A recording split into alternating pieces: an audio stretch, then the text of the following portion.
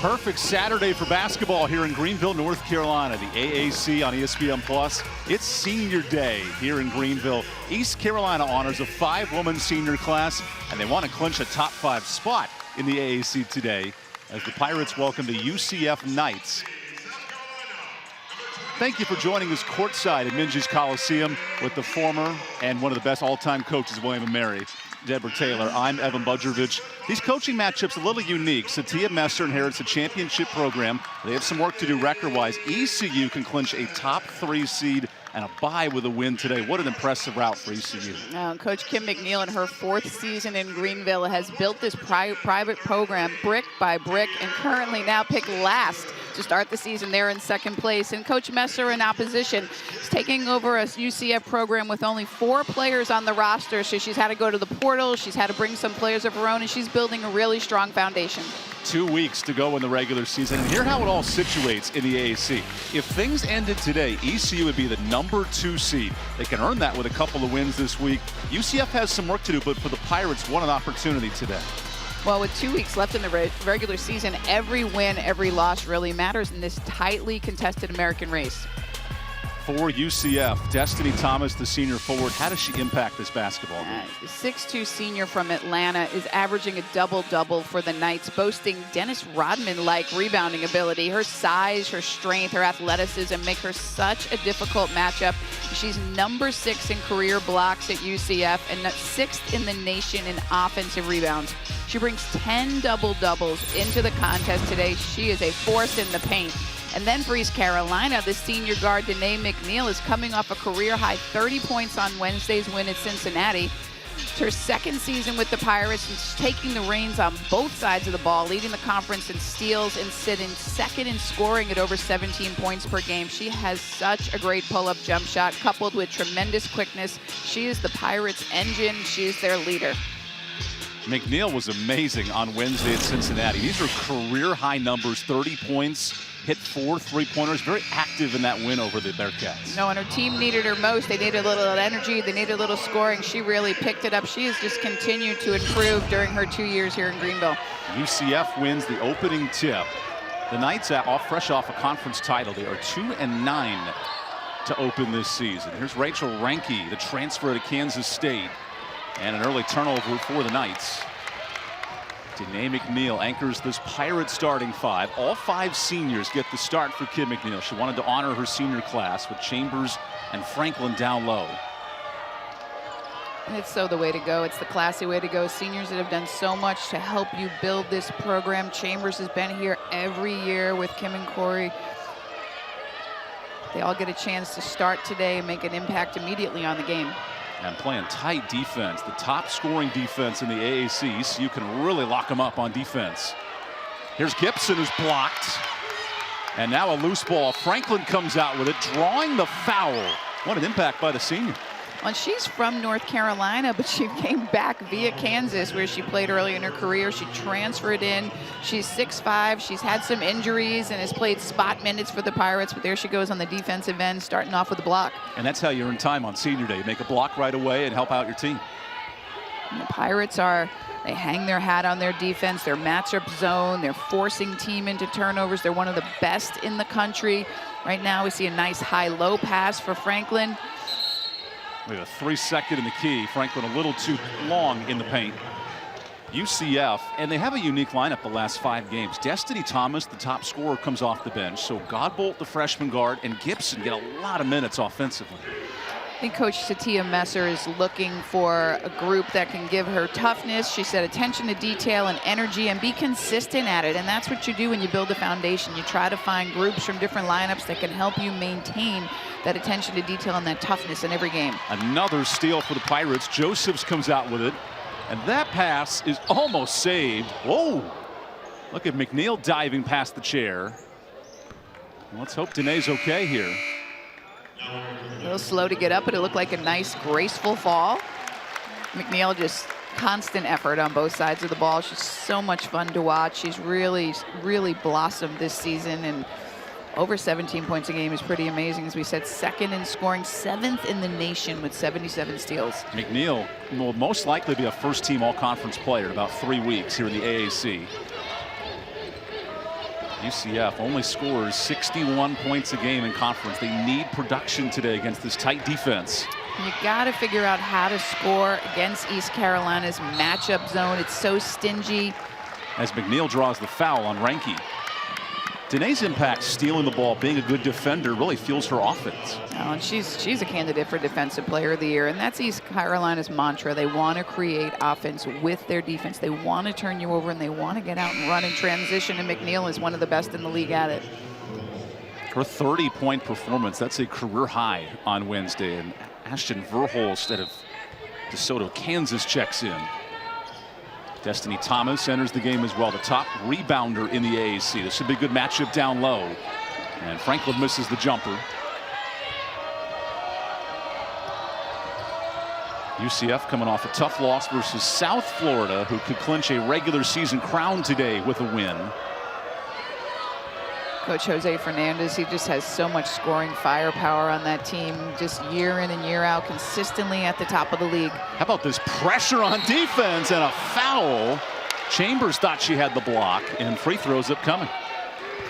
Pirates have really tried to simplify these things, according to Coach Kim. You know, really took their defenses instead of playing multiple, really worked on their 12, tried to extend it a little bit, put more pressure on, but they do it every single day, and they see it just continue to improve. So here comes Amaya Joyner, the reigning freshman of the week in the AAC, and the traditional starters, Sania Josephs and Morgan Mosley, join her. So here's Taylor Gibson, the Michigan transfer at the free throw line. You know, only a sophomore, and to have a player from Michigan who's been to the Elite Eight, understands what it's like to play at that level. She's a nice piece of the puzzle for Coach Satia Messer. Satia Messer in year one won a national title with Kim Mulkey in 2019 and said, hey, this is a building process at UCF. Year one, but wants to see a strong finish to the year. Coach Messer, as a player, she played at Arkansas. She went to the Final Four in '98, won the 1999 WNIT championship. So she is no stranger, especially after her time at Baylor. I mean, she knows how to win, and she'll get it done. Just going to take a little bit of time.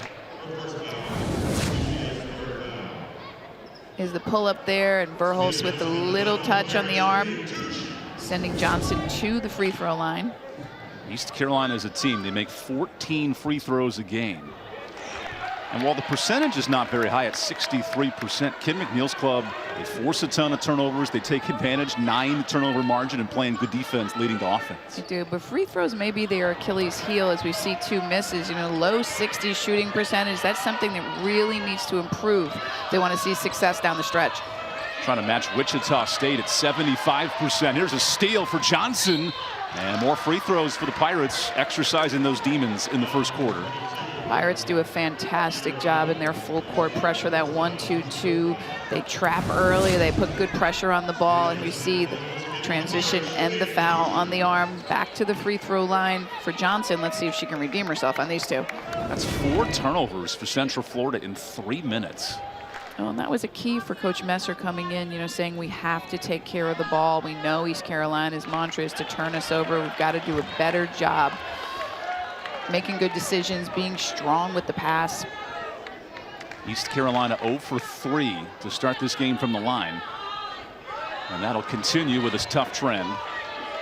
UCF is averaging over 20 turnovers a game in conference, and Coach Messer would really like that to get down around 15 or less. And already 4 turnovers early. Gibson into the lane, missed the bunny, Joyner the rebound.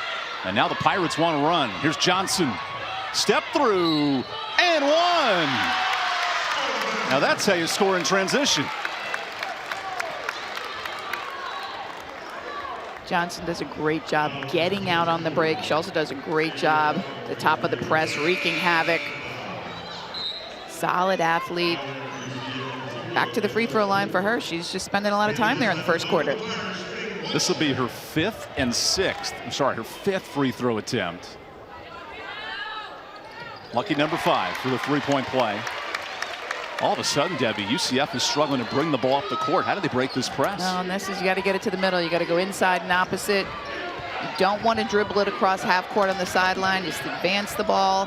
The problem is now, once they get into their offense, there's only 20 seconds on the shot clock, and that's what the press does to you. It doesn't necessarily always steal it, but it eats time off the shot clock. And we see the extended pressure on defense. Nearly a turnover there. Verhulst heaves and knocks it in. That's a big jumper for UCF. That's what Verhulst does well. She's a shooter. Her sister Peyton transferred from Louisville this year and is in Oklahoma. Her mom played at Duke. She comes from a basketball family. Her dad played at Rockhurst, so a real basketball background. McNeil bounces it out. Her first miss of the game. UCF would love to run in transition with Layla Jewett, the starting point guard. Graduated an all-conference beast in diamond battles from last year. Nice back cut to Verhulst. And UCF doing a great job breaking down this defense. Really nice job. You got to get that ball into the high post. It's high post and short corners that are the spots where you really see success. But that was a nice back cut by Verhulst and a beautiful pass. 4 minutes in, and ECU has just one basket. As Joyner spins, that's a good mismatch for ECU. And that's a good-looking freshman right there. My Joyner, one of the top freshmen in the conference, one of the best recruits ever to come to East Carolina. She made it look easy, didn't she, Evan? And is developing as a scorer, too. 11 double-doubles as Verhulst makes her third straight jumper. It's time for somebody to know where Ashton Verhulst is. We get a timeout. We'll take the timeout. Kid McNeil wants to talk this over. We have a 2-point game in this first quarter. Highly entertaining on ESPN+. I got my team and it's all I need. I see them hating and it's fine by me. Fine by me. See them hating and it's fine by me. Fine by me.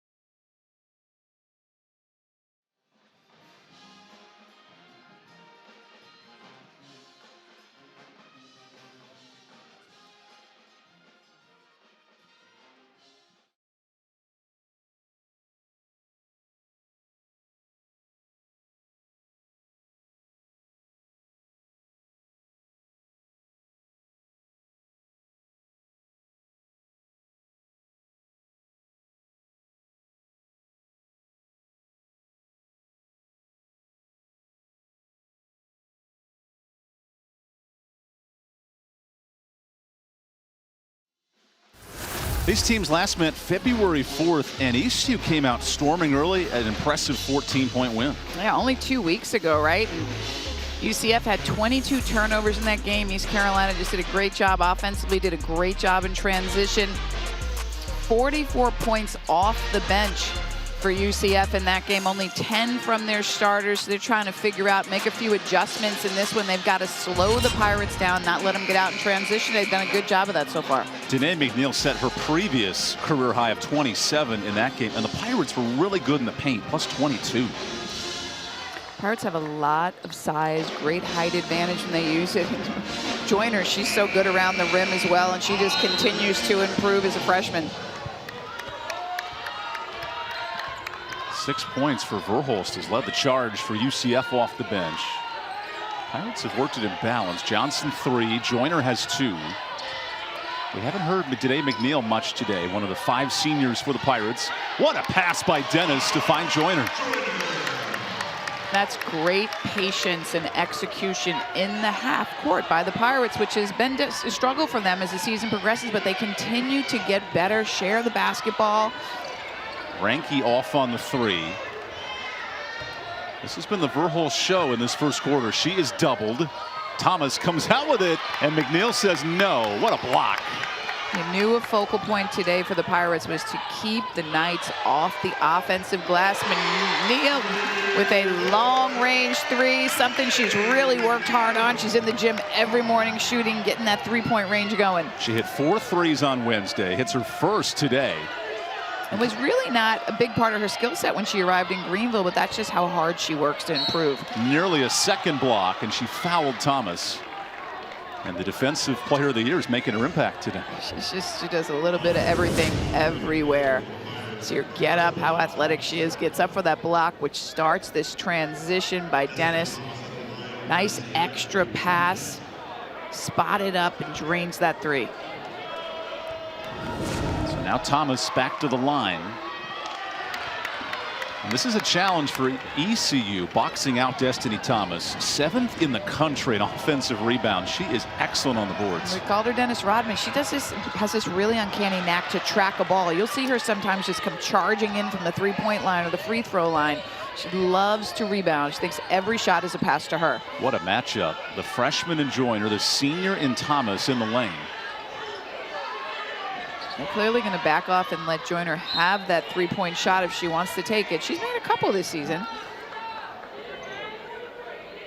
You see the local support here. Maya Joyner grew up 15 minutes away in Farmville, North Carolina. And Coach McNeil encouraged her. You know, she had some Power 5 looks, and she encouraged her to play at home. And Mai's really enjoying being home. 10 to 12 members of her family at every game. She's a local celebrity, and there's that pull-up we love from McNeil. A rare miss for Dene. She's averaging 20 points a game in the conference. Just electric scoring as that passes into the second row. UCF now with 5 turnovers. They have to be careful with the basketball. It's really been a problem for them this season, and they knew coming in here with East Carolina's ability to force turnovers, but that's just an unforced turnover. That's a pass to a cheerleader, and those are the kind of turnovers that you really can't afford against a team like East Carolina. An ECU team that forces the 2nd most turnovers in the country. They'll take advantage of these plays as Joyner missed the layup. What a nice curl cut off that up screen for Joyner. She just needs to finish that strong off the backboard. UCF hasn't scored in 2 minutes. Outside of Verhulst, only 1 point for the Knights. Been a tough go of it so far. Here's Ranke, open 3, and knocked in, one of the best in the AAC. And that is what UCF is going to need more of against this stingy matchup zone. Ranke's a great shooter. She's played at Kansas State prior to transferring in. Coach Messer was familiar with her game coming from Baylor. She knew what she could do. Nice to see Ranke getting hot from downtown. ECU was in the bonus the rest of this first quarter. And now we see Bobby Smith enter for the first time. Bobby Smith, one of this talented freshmen on this East Carolina team. A Pirate club that was picked dead last. You see it right there in the preseason poll. If they win out, a 2nd seed in the conference tournament, that's quite a flip from October to now. It's an amazing job by Coach McNeil and her staff. And they have not finished, as we said, higher than 5th in the American in the program history. And they're destined to do that this season, and to win today, they can lock up that first-round bye. The top 5 teams get a bye, and that's where you want to be in this tournament. USF is an excellent program, but you get the bye, you never know what can happen come March. Now this press is really causing problems for Central Florida. 5 first-quarter turnovers. Ranke is wide open. Best be careful with a sharpshooter like Ranke. And that's a great look at the skip pass. You have to know where Ranke is. She's got to be a focal point of your defense. Can't overhelp, weight off of her. Nice skip pass and back-to-back by Ranke. 42nd 3 of the year for Ranke. That's the best on the Knights roster. Now the Pirates haven't scored in 2 minutes. Joyner was dared to shoot that 3. And the foul on Verhulst. She tried to box out McNeil. That's a big one for Verhulst. Her 2nd.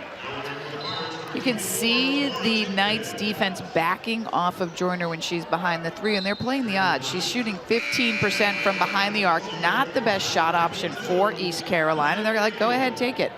We'll rebound because we're a great rebounding team. So with that foul, it's actually the 3rd on Verhulst. So really important in this first quarter. She exits.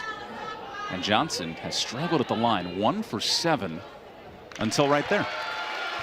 And you know Debbie as a shooter, you can change your fortunes in one shot. You can, and she's a 58% free throw shooter, an area of her game she's, needs to obviously improve. Back to back, there she goes. She's getting a lot of opportunity today to work on it. I was going to say, most players get 100 shots up before and after every practice. She might get 100 in this game. Right. And it gives opportunity for the Pirates to get into their press. They're long and they're athletic, and it makes it difficult. And there's a very nice pass after that potential trap at half court. We've seen UCF break the press and hit threes, but they've also committed 7 turnovers. A little feast or famine. Thomas in the middle of the zone. Dribbles into a foul on a reach-in. That's on Bobby Smith. That's where you want to get the ball into that high post area. Give yourselves the options. Make the back line come up and guard you. Got it in there. You see a foul right there, swinging down on the ball. UCF has hit 5 of its last 7 shots. What a start on the road here for the Knights, who've lost 6 of 7 entering this game.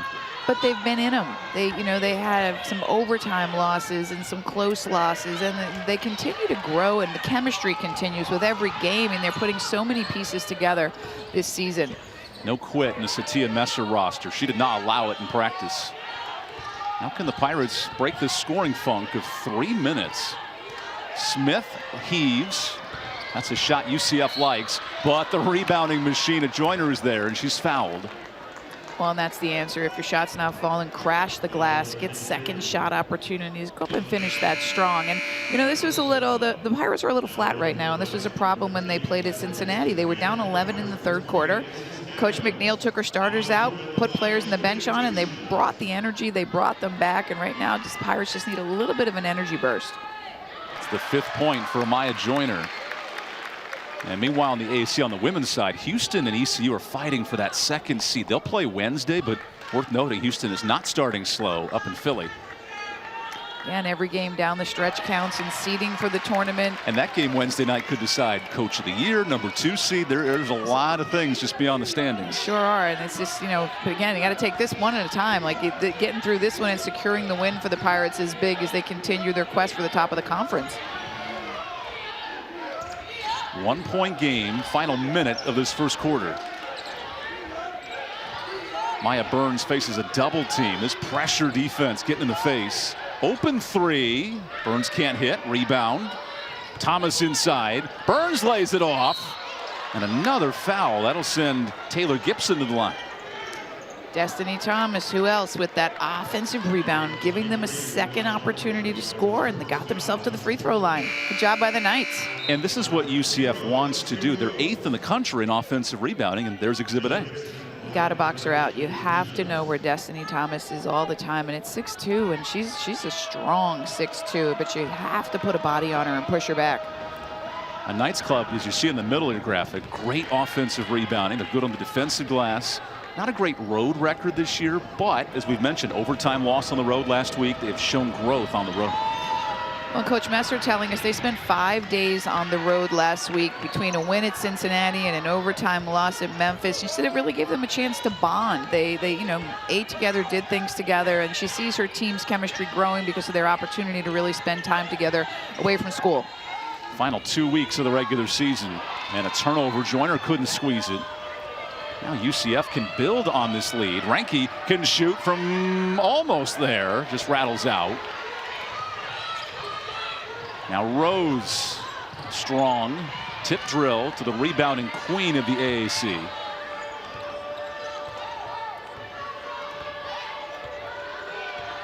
So ECU might end the quarter without scoring in the last 4 minutes. Can UCF capitalize? Here's Ranke. Tight D, Thomas on Joyner. Down to 3, up to 1. What a pass! And a bucket at the gun gives UCF a 3-point lead. What a beautiful dish by Maya Burns, the senior. Put it in the hands of her teammate right as the clock expired. Burns to Thomas, bucket, UCF by 3.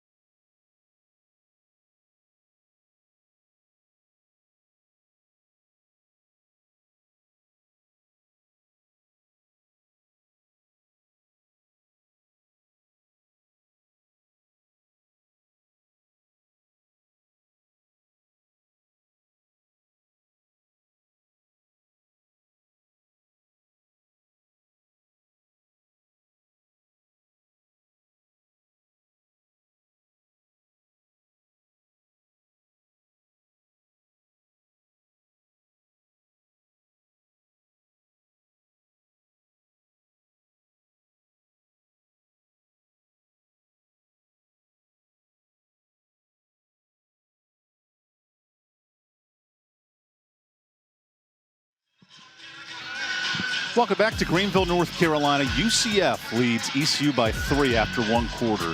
45 years ago, Marcia Gervin was the freshman rebounding record holder in a single season.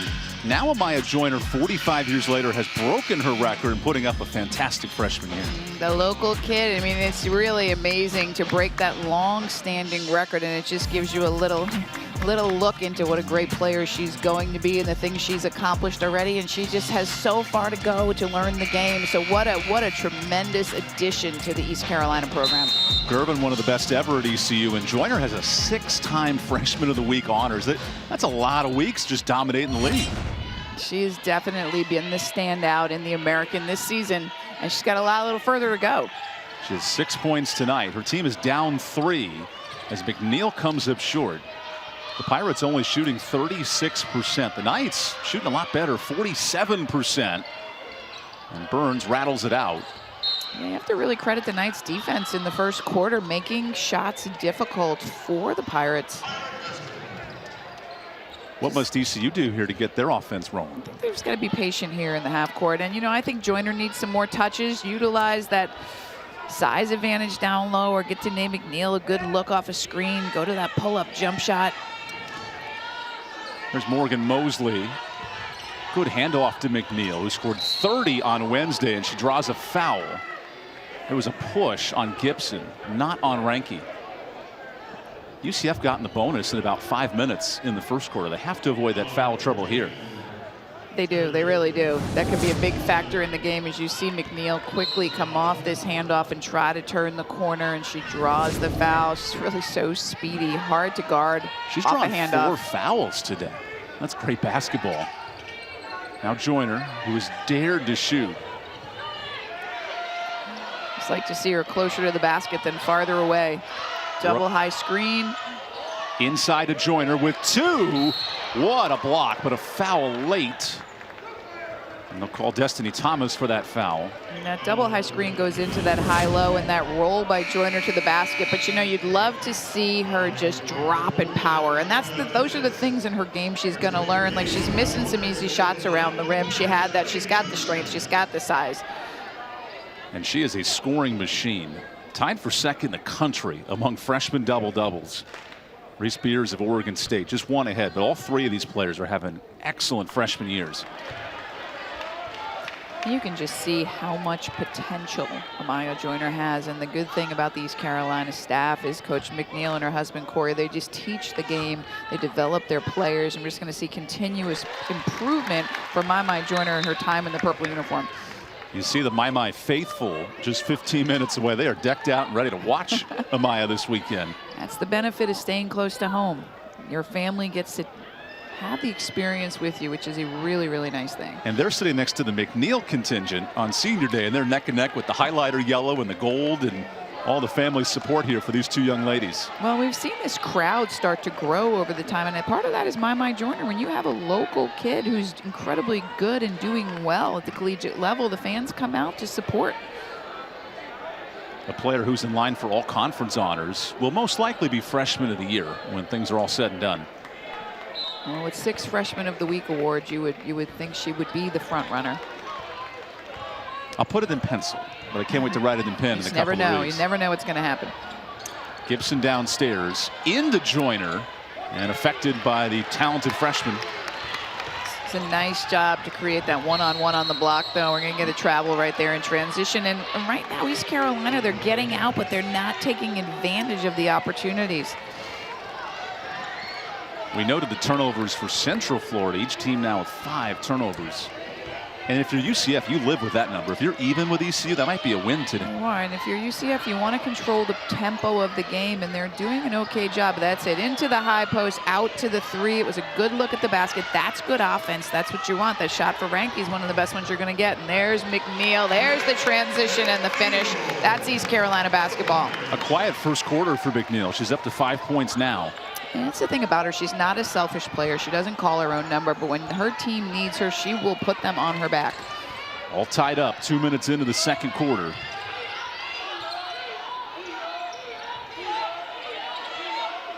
East Carolina playing tight defense under Kim McNeil, the best scoring D in the league. UCF's hit a bunch of threes today, and that continues. Ranky with her third. And Ranky showing you a little bit of that range, about 2-3 steps behind the line. You have to have a hand up in her face, make it difficult, take her vision away. Third one for her. Ranky up to 9 points. ECU, it's been balanced. 3 players, 5 or more. Johnson attacks. One of the foul and is blocked. UCF doing a really nice job packing the paint. You know, it was lopsided paint points last time they played, so a little bit different, closing it up, taking the driving lines away. East Carolina's having a difficult time getting to the rim. From plus 22 to now even in the paint 2 weeks later. What a find to Godbolt, but she missed it. Thomas the rebound, no good. Johnson on the run. Nice drive. Finger roll goes in. How about the execution of Johnson? Here comes the transition. Nice take by the junior. I mean, she is a potential double-digit scorer every night. You know, sometimes she'll give you 5, but other nights she'll give you 15. Johnson comes off the bench today, but the captain has been excellent on both ends of the court. Gibson to the middle of the zone. UCF only has 1 basket in this quarter until, maybe not. Rebound Thomas. Destiny goes up, rattles it in, and a foul on McNeil. What a finish by Thomas. And that all started with Maya Burns, the senior, splitting 2 defenders, getting to the rim. And again, Thomas with the offensive rebound, what she does best. Kisses it off the glass, and she's going to the line for the 3-point play. Thomas had 8 offensive rebounds when these teams met in February, and that's going to be key for UCF. You look at the scoring-wise, really even, but ECU forces so many turnovers, and UCF's hit enough threes to stay in this game. And that's what's keeping them in the game right now, the offensive rebounds and the long-range shooting. Here's a talented Isaiah Hutton checking in, the Howard transfer. When she is healthy and on the court, such an impact player is Hutton. Hutton was MEAC all-defensive team, played on that MEAC championship team. She was Rookie of the Year in 2021. She's got a lot of talent, some good experience, winning program. Bobby Smith open, rattles out the 3. Look at this fight for the boards. Now UCF up 4, their largest lead of the game. That's a risky pass. Godbolt hangs on. Look at the pressure of Johnson. Now the steal. Here's Herp, the freshman. Crossover. Tough shot and a late foul. That's the 3rd foul of the quarter for UCF. Godbolt, the freshman for UCF, turns it over to the freshman for East Carolina, Jayla Herp. She doesn't look like a freshman. That is a big, strong body, and she's had some explosive games this season. And here's the freshman class in general. Big minutes and also productive scoring. This class is really talented. They're going to make a major impact on the East Carolina record books. We've seen Jayla Herp do so many great things in her young career. Today is senior day, but it's a combination of veterans and freshmen that have sparked a huge win-loss flip. Only 6 conference wins a year ago, now 9-4, and a chance to win 12 if they win out. Really an incredible turnaround, just buying into Coach McNeil's system, buying into that defense and sharing the basketball. Hutton into the double. Here's Ranky. Nearly a 4th triple.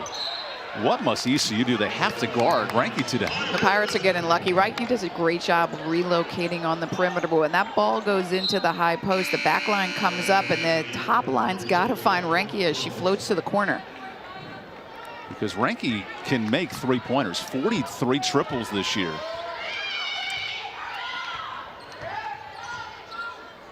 There's Smith, the top of the offense. UCF switching everything, making life tough. I like that, getting Joyner down into the low post. They chose not to give her the ball, now but there we go. That's a shot. Micah Dennis cuts it at 2, now ties it up. Micah Dennis, the transfer from Oklahoma State. She's another player that's really starting to heat up. And the combination of she and McNeil, their experience. It's her 13th straight start. It took her a while to get going. She's playing really well right now. Ooh, Hutton missed the layup, and Joyner gets the board. Out to Johnson. ECU can take the lead here under 5 minutes to go in the first half. They've played from behind for most of the first. What a drive. That's strong. Volleyball tap out. A little contact after that rebound. Godbolt. What a kick. Verhulst can't convert. Here's Herp. Ranke looks to reach in, and a foul. That's her second, and Micah Dennis taking over here for ECU. Pirates back even on this beautiful jump shot.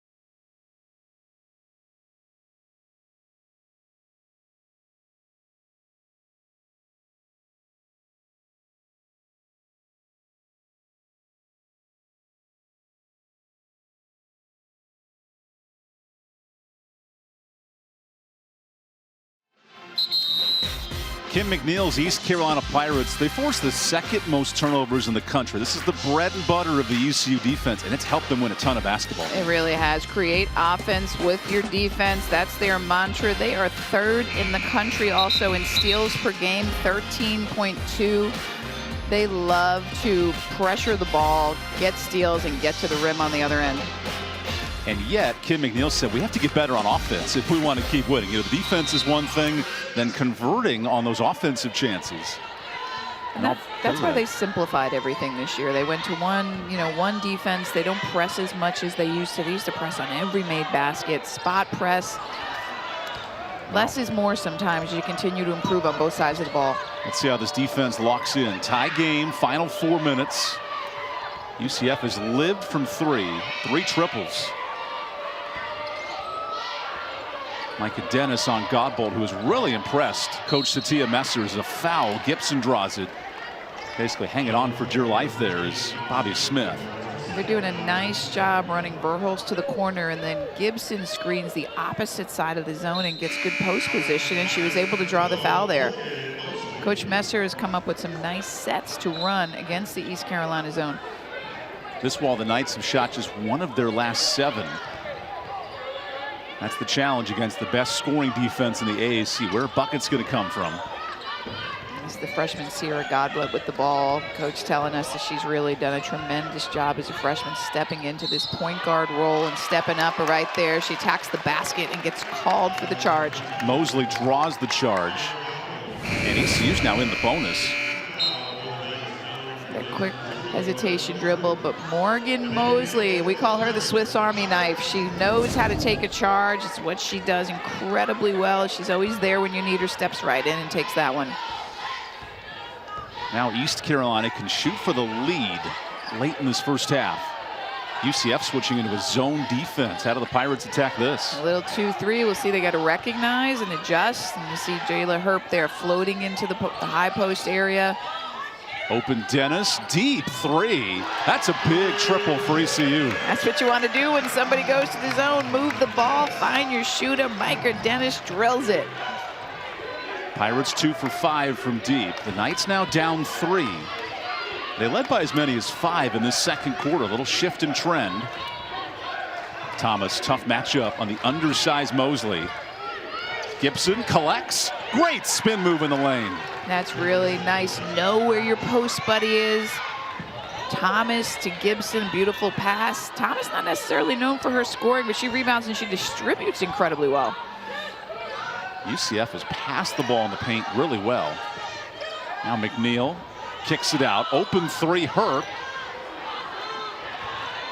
Joyner tried to save it, and that goes out of bounds. How about UCF defensively? They've made life really tough for the Pirates. They really have. They've just really defended contested shots on almost every possession. They've let those transition baskets get a couple in there, but nice job defensively in the first half so far. ECU led wire to wire when these teams met 2 weeks ago in Orlando. A little change of scenery here in Greenville. It's always different the second time. You learn from the first, and for their team, they're getting better, and they have figured out how to crack this zone. Another pass into the high post, down to the low post. Verhulst to Gibson, bucket in the foul. See that nice flash cut. Nobody drops on the weak side. Taylor Gibson wide open in the transfer from Michigan. Going to the line for the three-point play. 9 points for Gibson today. A chance for double figures at the free throw line and extend the lead for UCF. Not the names you'd expect. Gibson and Ranke have led the charge offensively. I think that's what Coach Messer's looking for with these different lineups. Who's going to consistently perform and give her what she needs. Staying in the zone. ECU down 2 minutes to play. McNeil's been held quiet, just 5 points for the Pirates. She scored 30 on Wednesday. Good kick out, Herp.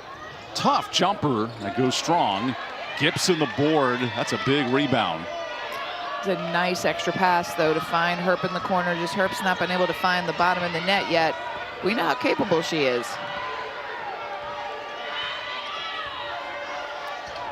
Good pressure on Jones. Finds Ranke. Joyner nearly had a steal and earns it. That's the 9th turnover for Central Florida. I like the trap right there. East Carolina trying to create turnovers. They went to a little bit of a trap on the wing there. It'll speed you up and force an errant pass. Now ECU can tie it or take the lead. McNeil's been pressured all night, even this far from the basket. Ranke in her grill. Yeah, she's coming off that 30-point career high performance, but having a really difficult time even getting a good look at the basket. Mosley knocks it in to tie this game up. Great job by Mosley, junior from Maryland. She just does the dirty work, and she gives you a bucket when you need it. In the middle of the zone, Verhulst. What a response. And how about UCF breaking down the zone? They're getting that ball into the high post, and that's the sweet spot against the zone. And Verhulst with that quick release, another bucket for her, playing with 3 fouls. And a traveling called on East Carolina. Has the pace of this game played against ECU a little bit? I think the UCF's done a nice job controlling the tempo, breaking the press, taking their time in the half court, not really letting East Carolina get out and run. East Carolina likes to play an up-tempo game. Yeah, I think tempo right now favors the Knights. A UCF team that's lost 6 of 7, but 5-point games all throughout that schedule, littered with close losses. Here we are 2 weeks from the conference tournament. Every game matters. It's a tight race in the American right now. So many teams with either a win or a loss can move in the standings, and there's the deflection. McNeil in transition to Johnson. Blocking foul. And free throws for Sania Johnson, who is going to attempt free throws 10 and 11 in this first half. I mean, it's pretty amazing that she's gotten to the line so much, but she does it by getting out in transition and attacking the basket. So Johnson is 3 for 9. This is a big spot. It's interesting seeing her alignment from this shot. She's way off to the left a little bit there. Everybody's got their own way they do it, right? As long as it's consistent. I'm like Will Ferrell in Flint Tropics. Flip the ball back and forth, swing it up granny style. Pirates going to choose not to press on this one, but you'll see they'll pick the ball up higher, a couple steps outside. They used to pack it in a lot more, but now they're using their length and their athleticism to pressure out higher. You'll listen to them communicate, pass the ball handler off to each other. Verhulst holds on to it. Final shot of the half for UCF. Jewett to her bench for the signal. Behind the back. And a reach-in foul. ECU is not in the bonus, so one foul to give. Now on the next foul, UCF shoots free throws. So you have to be smart here defensively. Plenty of time left to get a good look at the basket. See if they'll go inside here, or will they go to Verhulst or Ranky for a long-range shot. First, they got to get it in. Wow, Thomas held on to it. Good pressure. Destiny to the lane. Throws it up. And offensive. Thomas just picked up her second foul. And who else there to take that charge but Morgan Mosley. She's had a really nice impact in the first half. She does it so well. She just steps right up, takes the hit. We're going the other way. 2 seconds for Mosley. And we have a sub checking in. A couple of subs, in fact, for UCF. I like that take by Thomas, though. It was a nice basket attack. Ashley Foster, the senior guard, comes in. Imagine her to avoid some foul trouble. And Kiera Brown enters along with Brianna Hardy, the freshman. There's nobody on the backside right now. Let's see what happens here, what they do. They throw it long. You got an opportunity to go long here. Yep. Here's the heave, and it's incomplete. And more importantly, no time goes off the clock, so UCF gets the ball underneath the basket. Yeah, it didn't touch anybody, so now UCF, 2.5 seconds to go, a chance to score. Let's see if they've got a quick hit here on the baseline inbounds. That's a smart play by the Knights. Don't touch the ball, and you get it all of a sudden on your end of the court. You do. I wasn't the best length of the court pass there. And all of a sudden, you have 4 substitutes on the court, and Gibson, new players who were coming in not to foul, now they have to score here with 2 seconds. Half the Knights bench was heading to the locker room. They'll stick around with 2.5. Gibson turns, throws it up, and that's strong to end the first half. First 20 minutes, highly competitive at 30 apiece. Back and forth, both teams playing hard, working hard on their defense. Last possession, you see Verhulst getting that ball inside. She's been the star of the first half for the Knights, 30-30 at the half.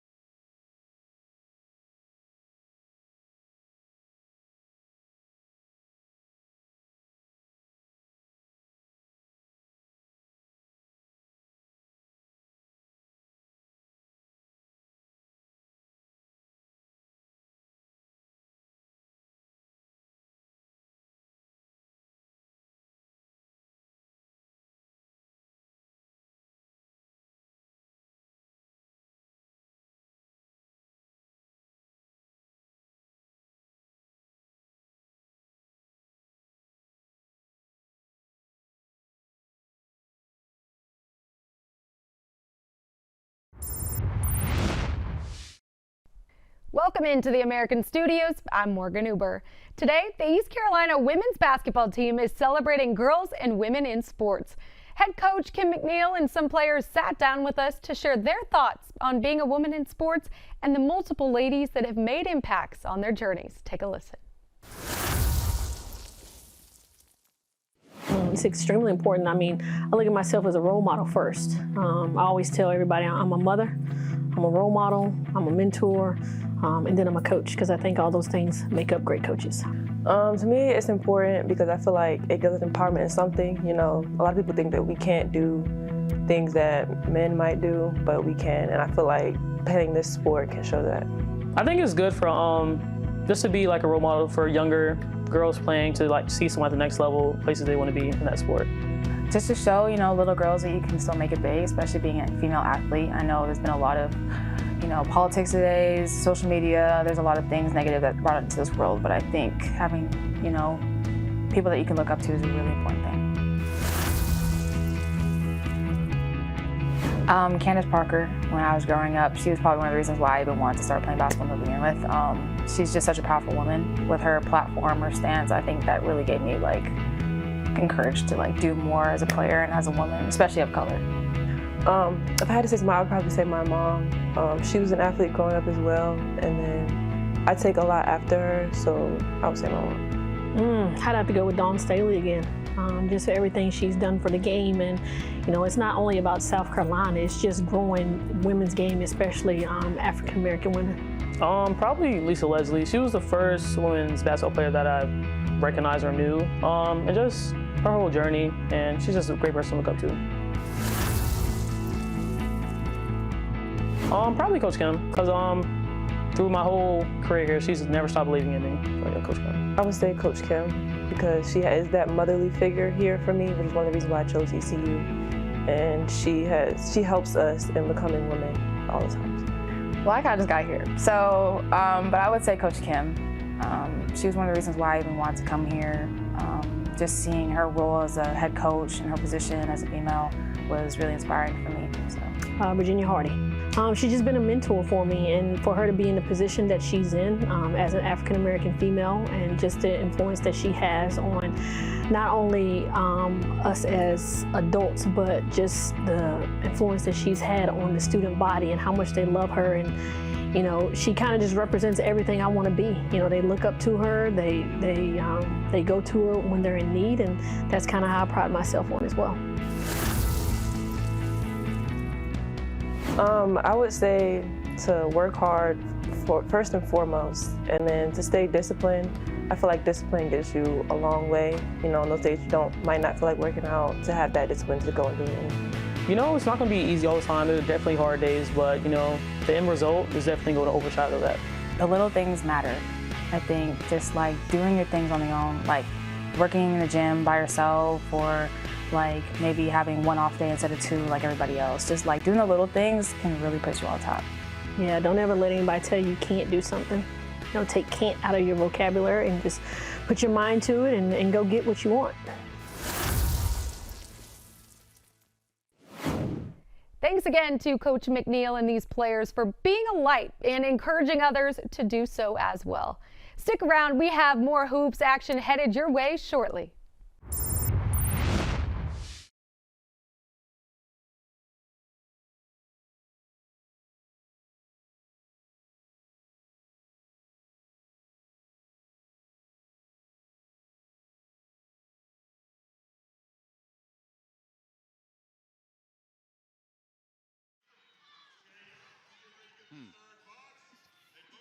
Slightly even.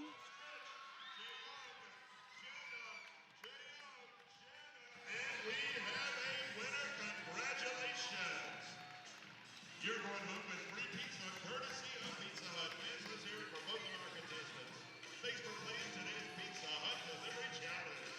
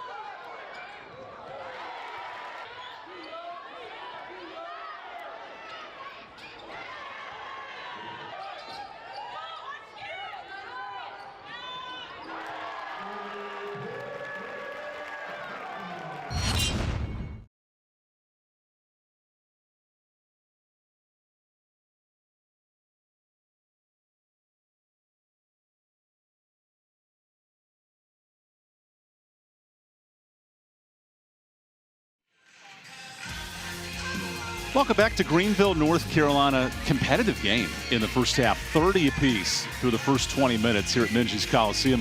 Alongside Deborah Taylor, I'm Evan Budrovich. How about the fight of the UCF Knights in the bottom of the league? And they're giving the #2 team, ECU, a very competitive first 20 minutes. Well, they're building a program, and they've been in most of the games they've played. They're getting better with every game. They lost this one the last time. They've made some adjustments, and they came to Greenville to play today. Let's dive into those first half highlights, because early on, UCF started fast, and the Pirates came back and countered.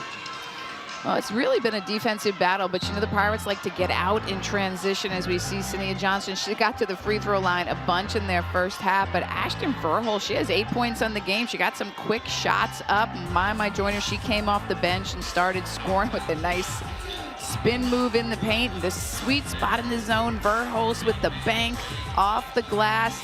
Another great pass to Joyner. She's so good around the rim for the easy layup, but then And UCF got hot from three. She hit 3 triples. And Danae McNeil says, anything you can do, I can do it a little better.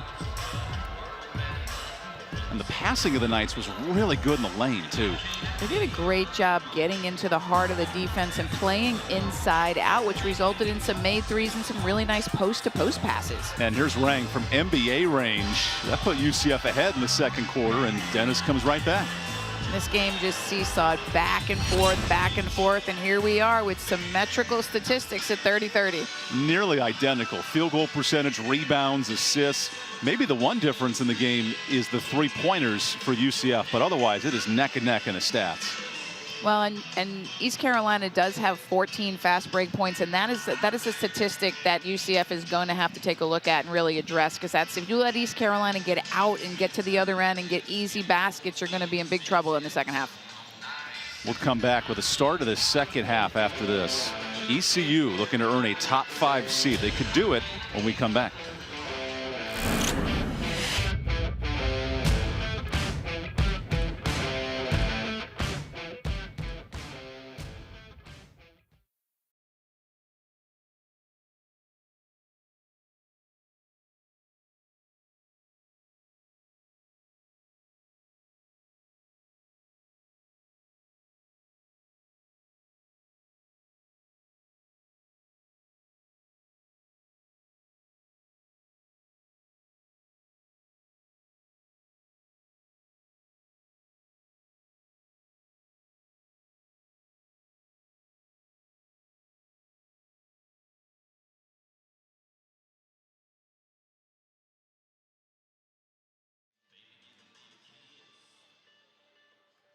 That one. Yep. Verhulst.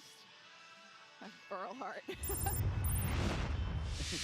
Ashton Verhulst. To make sure I'm saying it right.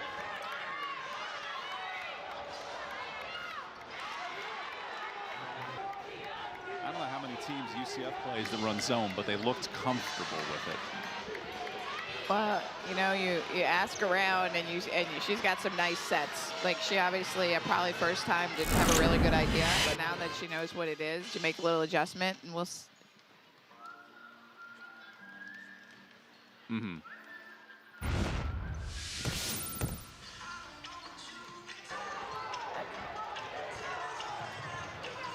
Yeah, let's keep this one. I like it. Let's give her some props.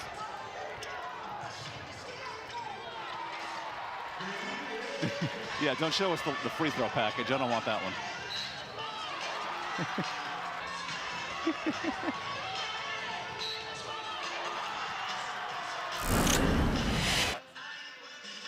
Gotcha.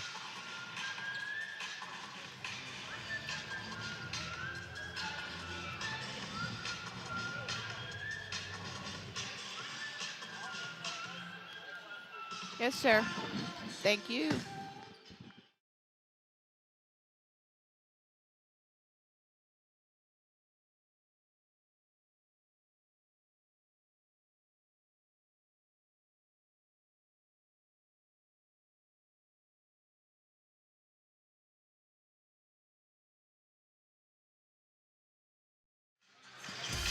All tied at halftime, final 2 weeks of the AAC regular season. UCF on the road has knotted it up thanks to Ashton Verhulst in that first half.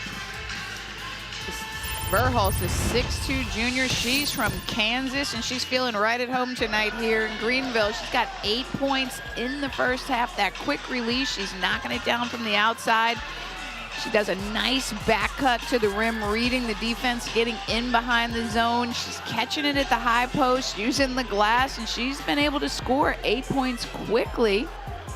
One of 3 players on UCF right now with 8 or more points. And that was mostly in the first quarter when the Knights jumped ahead and they battled ECU back and forth. The Pirates came back with Sania Johnson. She was great in transition today. She's done a great job leading the break. She loves to get out in transition, get to the rim, draw fouls. She has 9 points. She's leading the Pirates in scoring. You see the crafty finish right there. Finds her way to the rim, finishes. She's taken 11 free throws as well. Little quick move there, but Sania Johnson, don't want to let her get out in transition and get easy buckets. And ECU's done really well on that. 14 transition points to 0. That's been the strength of the Pirates today. And that's surely going to be addressed by Coach Messer and what needs to be done in the second half. And we'll see what adjustments the Pirates make to try to get their offense going against this stingy UCF defense. UCF is playing in foul trouble. 5 players with at least 2 fouls. We'll see how that holds up in the second half. There's Rachel Rank, who hit 3 in the first half from deep. Offensive board, back up, no. Gibson in a tangle, and it'll go the other way. Look at McNeil hanging on to it. She is not letting go of that basketball.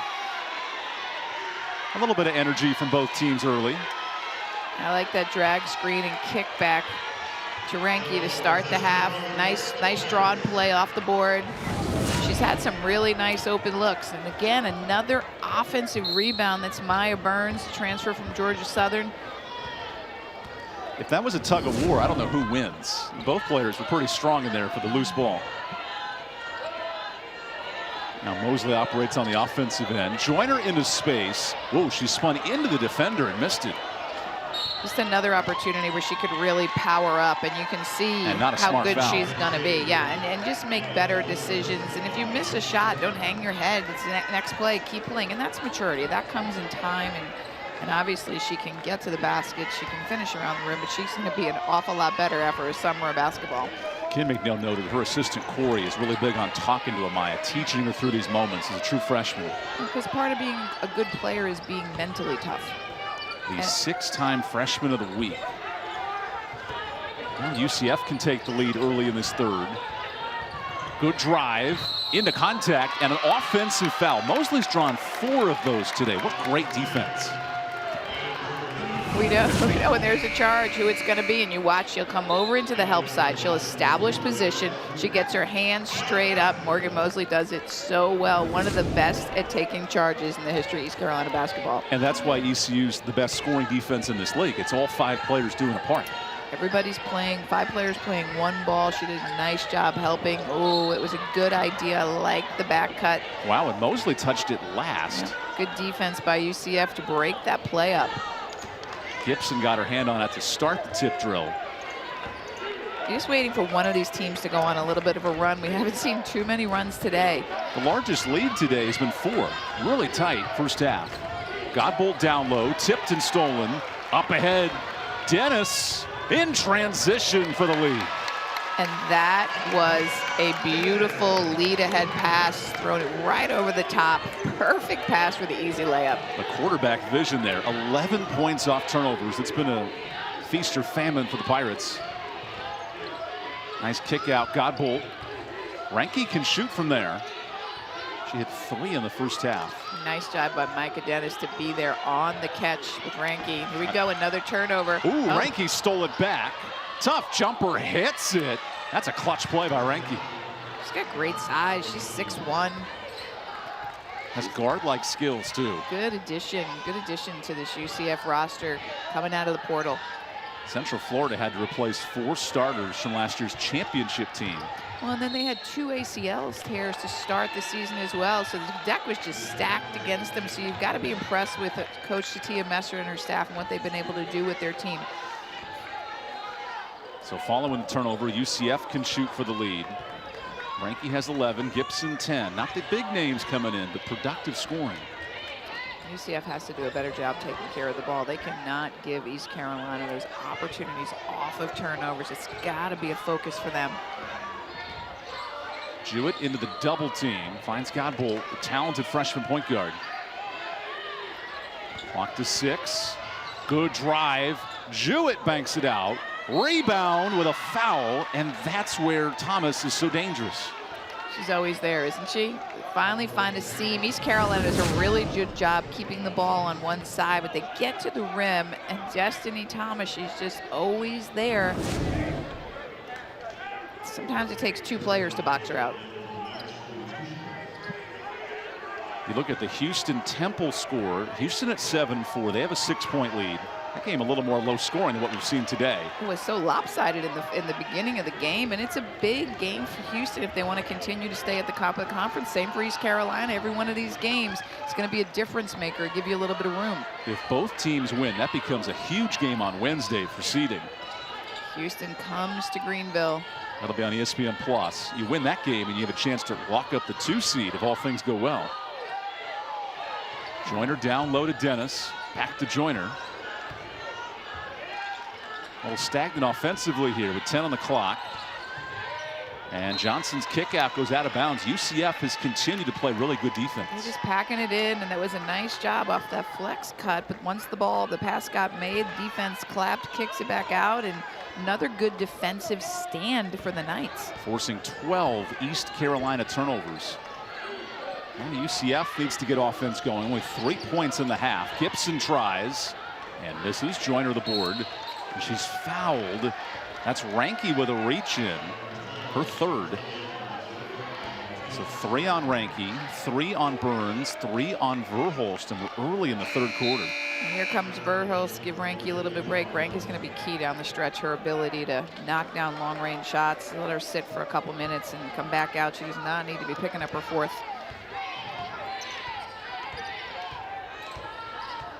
ECU can regain the lead. We've had 9 lead changes today.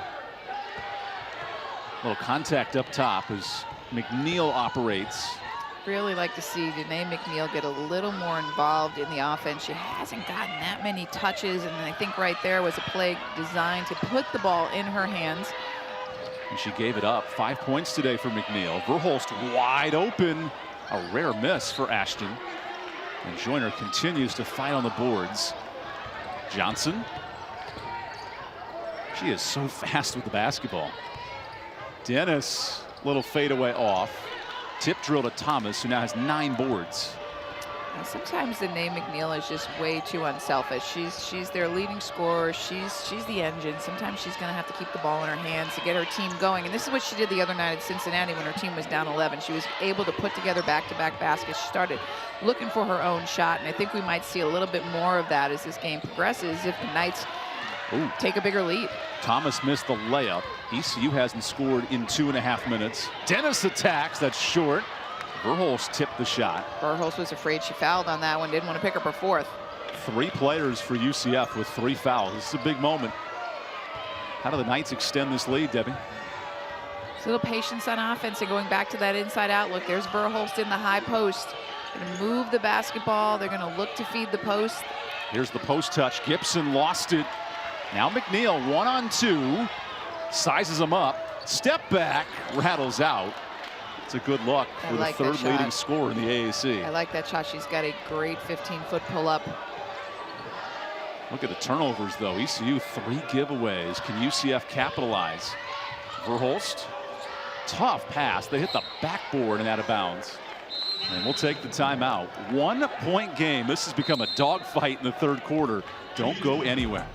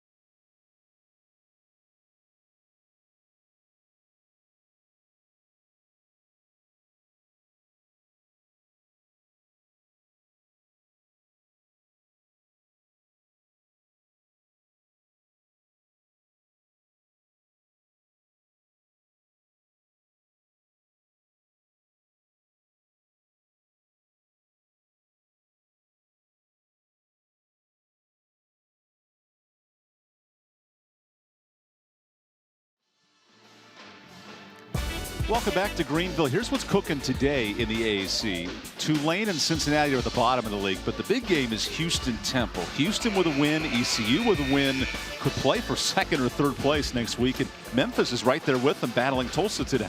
All three teams, East Carolina, Houston, and Memphis, with 4 losses in conference play. So it's every game, as we said, so crucial in how the final seeding for the championship. You're in that top 5 spot, you get a bye in the first round. So important for these 3 to earn a couple of wins and lock that place in. USF could win the regular season with a win tonight. They take on SMU later.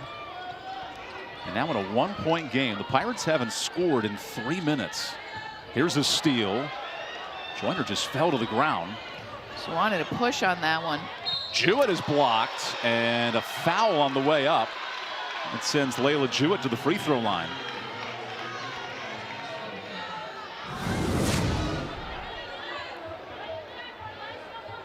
Oh, I don't know about that. Looked mighty clean from where we're sitting and right there, but Danae McNeil nonetheless called for the foul, and Layla Jewett, the sophomore from Woodbridge, Virginia.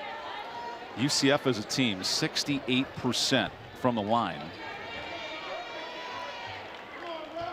Jewett hasn't scored in this game, but she's a pretty capable scorer. She had 34 points earlier in the season in a win against Samford. That's a big bucket for Jewett, breaks a 3-minute drought.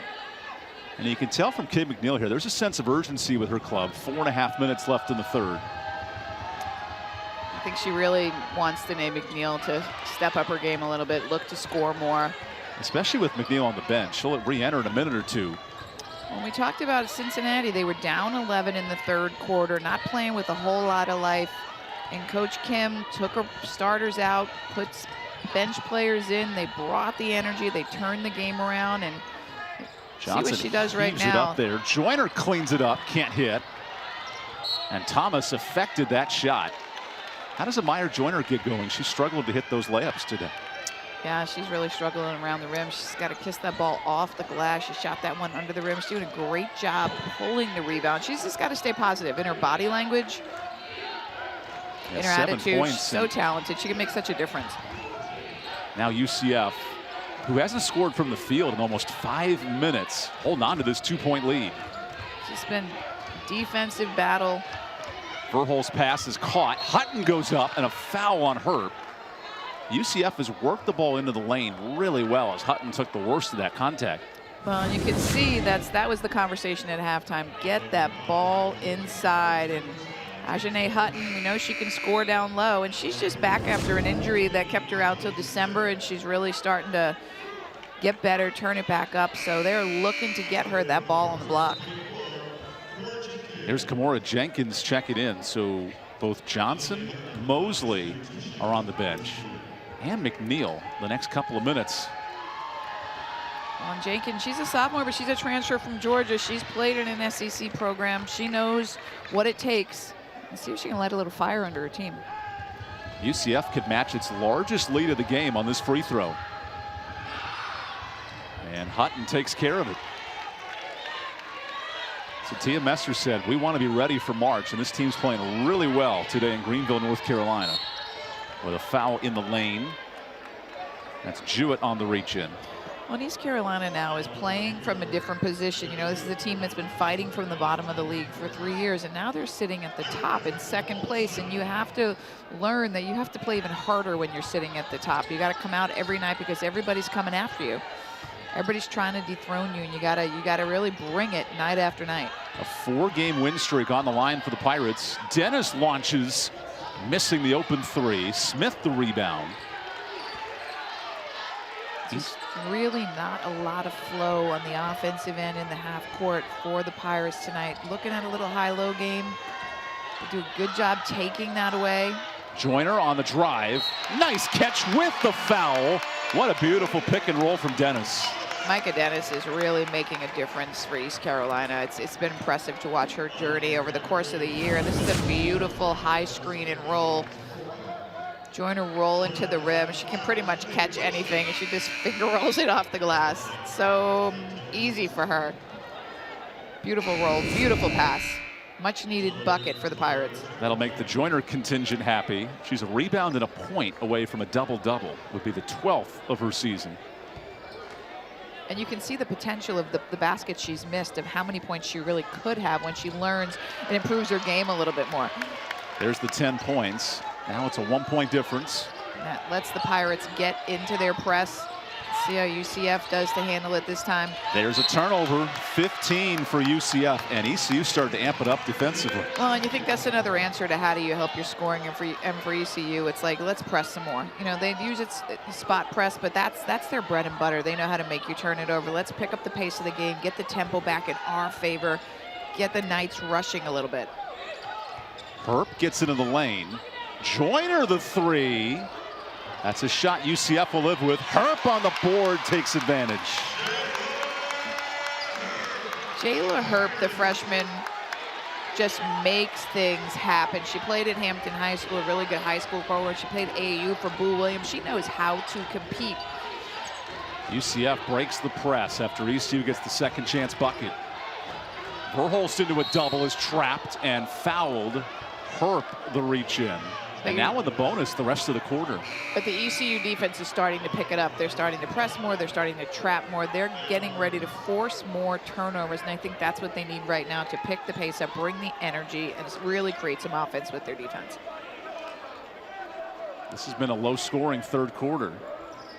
There's 13 combined points. And now Verholst, who was huge in the first half, had 8. She goes back to the line. Now that's a shooter's mentality. Give me the ball, I'm going to throw it up there and go to work. She's got a beautiful shooting stroke. I said she's from a basketball family. They know how to play. Makes both. And now she heads to the bench with a substitute. Now bring in Maya Burns. Think about this. UCF had 4 players on its roster when Satia Messer took over just 8 months ago. You talk about rebuilding, and then 2 ACL tears. It has been a rebuilding project of working with the players that are there, recruiting a staff, going into the transfer portal, and she'll get it done. It might take her a little bit of time, but we can see the progress that she's already been able to make this season. Mai with the pull-up, nice box out down low. Good rebound for Burns, the Georgia Southern transfer. UCF can extend this 1-point lead. They haven't hit a basket in 6 minutes, but making the free throws in the third quarter. Godbolt. Good defense from the Pirates. That ball pressure takes vision away. See how ECU's pushing out a little bit. There's the turnover. Ooh, Gibson jumps on top. And is this a jump ball or a foul? I think we're going to get a jump ball from the officials. There was a lot of contact here. Nice deflection. Mai Joyner on the floor. Taylor Gibson joins her. So a jump ball. That's a good call by the officials. That's what's initially being called. The officials are going to check this. Well, and as time on the clock starts to dissipate, we're going to see a little bit more of this scrappy play and find out who really wants it. Our officials explaining this call to both coaches because there was a little bit of confusion of what the original call was.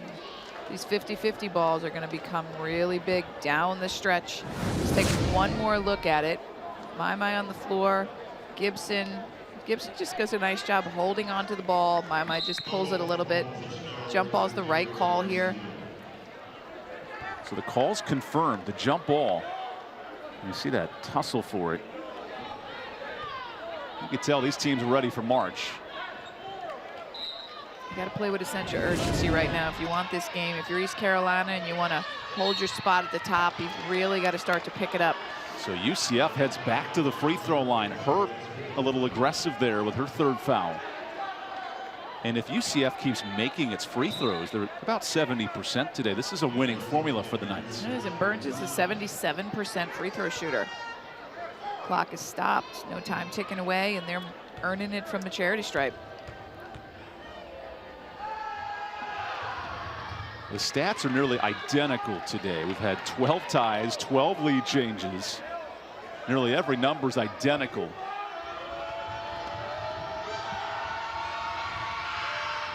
As Burns makes both, and the lead extends to 3. Open shooter, Jenkins. Remember, ECU's top 2 scorers on the bench right now, Mosley and McNeil sitting. Dennis, good steal. Here's Godbolt. Has Ranky. She can shoot it. Tough pass. Gibson hangs onto it. Spins. 5-point lead. How about the passing of the Knights? Sharing the basketball, getting down the floor quickly, finding the open player. Another bucket close to the rim. East Carolina looking a little disorganized here. Gonna have to slow down, pull it together, get a good possession and a good look at the basket. We'll see how long Coach Kim leaves her starters out. That goes short. Tussle for the boards. Jenkins saves it, and it'll stay here. A little more energy from ECU in that possession. You know, East Carolina has a lot of depth. They have a lot of players who can come in and make an impact. And I like that the staff is giving the different players an opportunity to play, bring some energy, bring some intensity, get their team back in this game. 13 have checked in for the Pirates. Joyner, the big one, is fouled, and Burns slapped her hard. Joyner heads to the free throw line. You can see the look on her face, wanting to make those layups, wanting to finish off those plays, and yeah, she's still making things happen. Well, and that's the part of her game that's going to get better, learning how to jump stop and power up to the rim. I mean, and that's a pretty hard foul right there, but she's going to continue in the weight room. She's going to get bigger and stronger, and she'll finish those through the contact. And she'll stop reacting to it. You know, she's always going to be a target. She's a really good player. 208 rebounds. Look at that, the ECU freshman scoring record. And she's just going to continue to grow that. And she has at least 3 games left. He had 9 more tonight, so 217 as of this very moment.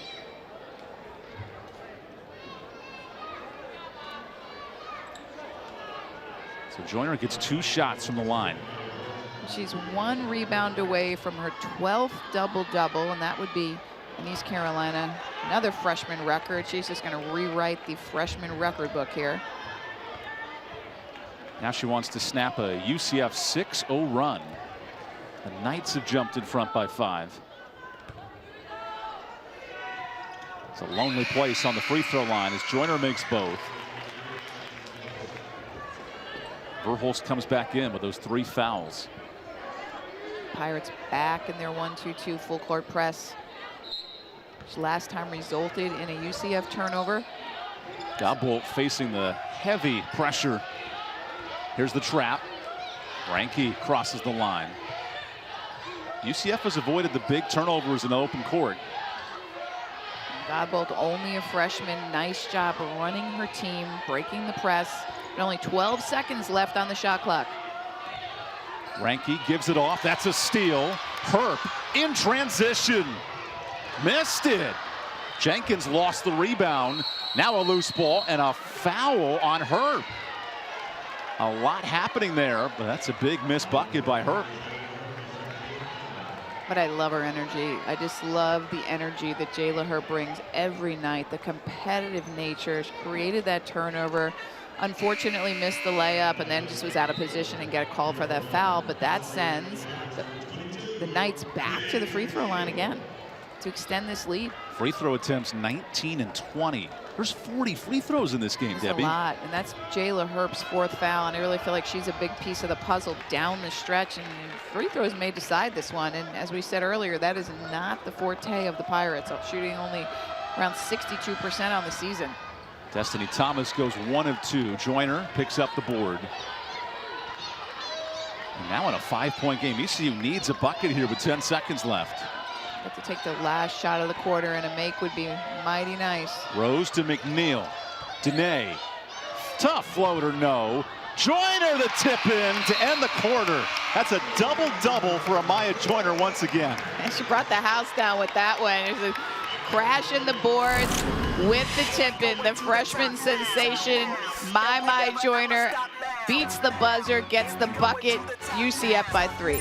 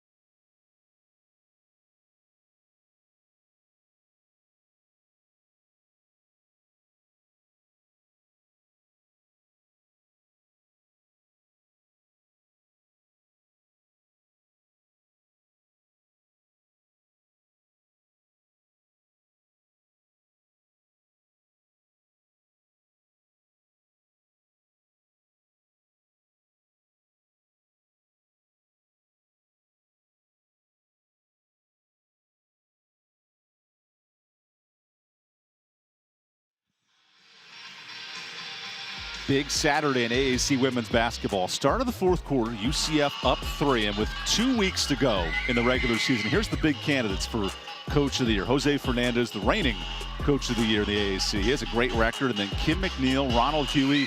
I think one of those two, for their impressive seasons, could end up winning this award. Well, and congrats to Coach Fernandez for passing Juno Oriema in ACC wins. And he's just had a tremendous run in South Florida. But you really have to look at what Coach McNeil and her team have done in the body of work over the course of the season. Picked last and currently in second place. 18-8 overall. One of the best seasons in school history. So my hat tips to Coach McNeil on this one. Alongside the former William & Mary legendary coach Debbie Taylor, I'm Evan Budrovich. 3-point game, start of the fourth. UCF has lived at the free throw line in the second half. That's how they've stayed in front. Now the Pirates playing tight defense. Gibson up to Godbolt. Clock down to 4. Burns, tough step back, and hits it at the gun. Wow, big time shot as the shot clock expired. It was good defensive hold.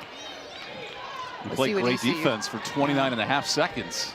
East Carolina's going to need to find some scoring here. And coming out of that quarter break, see what they're able to do. Get the ball in the hands of Mai Joyner, who's got a double-double right now. Let her go to work. Rattled that one out. She's at 13 and 11. Only 10 points in the second half for ECU. We've seen them do that over the season, have these quarters of offensive lulls and then come alive next quarter. A lot of that is created with their defense. Nice kick out for Ranky, the three-point shooter, and let's see if McNeil's going to push it here. Only 5 points and only 7 shots for McNeil. Not as assertive tonight. Holds her pivot foot, and there you go, 7 points. And I'm pretty sure that that's what Coach McNeil said to her at the break. We need you to shoot the ball. And that right there, I mean, she's just unselfish, almost to a floor. And right there, you can see how she's able to create her shot, and her team's going to need a lot more of that from her coming down the stretch here. Back to a 3-point game. Godbolt into pressure. UCF has avoided the major turnovers today. They're just +2 in that department. They've done a decent job taking care of the ball, and that is not easy against East Carolina. But right now, East Carolina doing a nice job keeping the Knights on one side of the floor. There's the reversal. And the big 3 for Burns. Gibson with a nice pass, too. Beautiful job. Ball was on the right side of the floor the whole time, and they found a way to get it into the high post inside and opposite. Wide open shot, drains it. This is the largest lead for UCF at 6. And a foul on Gibson. We noted the foul trouble. Gibson with 2. Burns has 4. Godbolt has 3. Verhulst has 3. I mean, their players all up and down the lineup with some foul trouble early. Here come Micah Dennis and Sania Johnson. See if they can give the Pirates a little bit of offensive firepower. Joyner breaks the pressure. Ooh, look at this dribble move, and threw it off her own teammate. It's a lucky break for ECU. Kim McNeil like an orchestrator out there on the sideline trying to drop the offense. And she knows how important this game is. Johnson on the give and go. Good rebound for Thomas. Another double-figure rebounding day. If UCF is able to come away with this, you really have to credit their defensive plan today. They've done such a nice job taking away what East Carolina does best on the offensive end, really limiting their good looks at the basket. A double team comes on Godbolt. A tip and a steal. Bobby Smith now with numbers. Smith to Johnson. Great job by the Knights, leaving an open shooter, and ECU converts with Dennis. That's a huge bucket by the senior Micah Dennis in the trail. 3-point game. Ranky down low to Thomas. Kept it in play.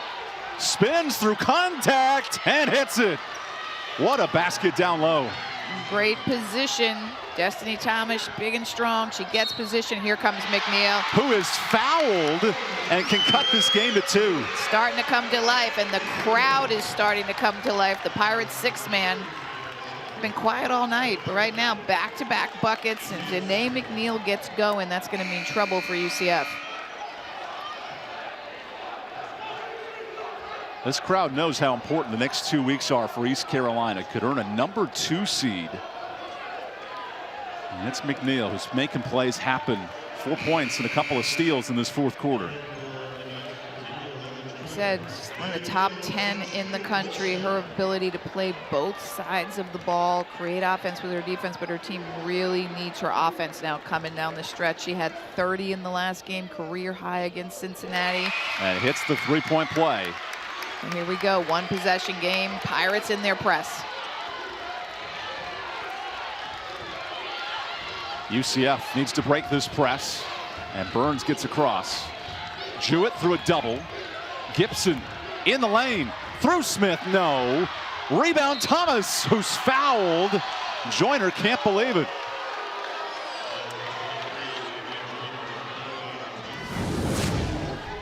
What do you think here, Debbie? Get a little tangled up there, go up, and you see Joyner's left arm. It wasn't vertical. She dropped it, and that's what the official's going to see, and they called it. It wasn't a whole lot of contact. A technical foul on Amaya Joyner. Kim McNeil wants an explanation. She wants to know what happened. We didn't see it over here, but she must have said something. That reaction tells the story. You know, we talked about it. As a freshman, it's really hard mentally to play this game at such a high level. And we'll go back to the replay here. So she drops her left arm, so it's a good call. She walks away. I don't. And Kim McNeil says, can I challenge this? Can I get a review? I mean, it didn't seem like she just walked away and kind of smiled a little and not really sure.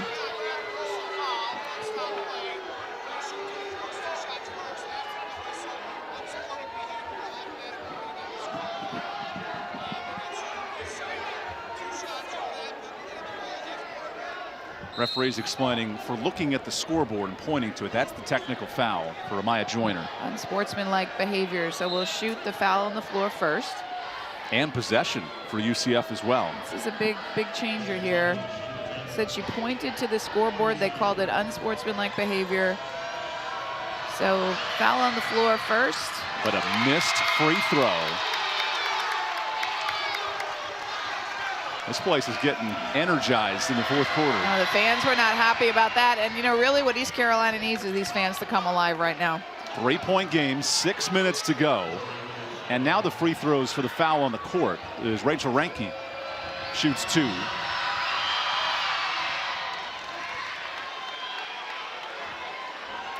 UCF has shown toughness. They've led this entire second half.